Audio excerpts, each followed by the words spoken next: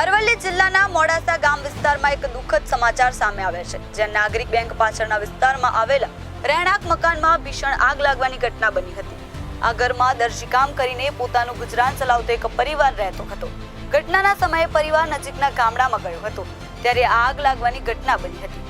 આગ એટલી વિકરાળ હતી કે ઘરવખરી, કપડાં, અનાજ, ઘરનું સાધન અને પોતાનું ગુજરાન ચલાવવાનું મુખ્ય સાધન સિલાઈ મશીન પણ આગમાં ભસ્મીભૂત થઈ ગયું. આખું મકાન ખાખ થઈ જતા પરિવાર માટે બધું જ લૂંટાઈ ગયું. ઘટનાની જાણ થતાં જ મોડાસા નગરપાલિકાના ફાયર ફાઈટરો તાત્કાલિક ઘટના સ્થળે દોડી આવ્યા અને પાણીનો મારો ચલાવી ભારે જહેમત બાદ આગને કાબૂમાં લીધી. જો કે ત્યાં સુધી ઘરના મોટાભાગના હિસ્સામાં આગે ઘેરો સંકાર કરી લીધો હતો. આ ઘટનાથી અસરગ્રસ્ત પરિવાર દુઃખથી સંપૂર્ણપણે તૂટી ગયો છે અને હવે ફરીથી જીવન શરૂ કરવું તેમના માટે સહારાની જરૂર છે. સ્થાનિક તંત્ર અને સામાજિક સંસ્થાઓએ આવી પરિસ્થિતિમાં મદદરૂપ થવા આગળ આવવાની જરૂર છે.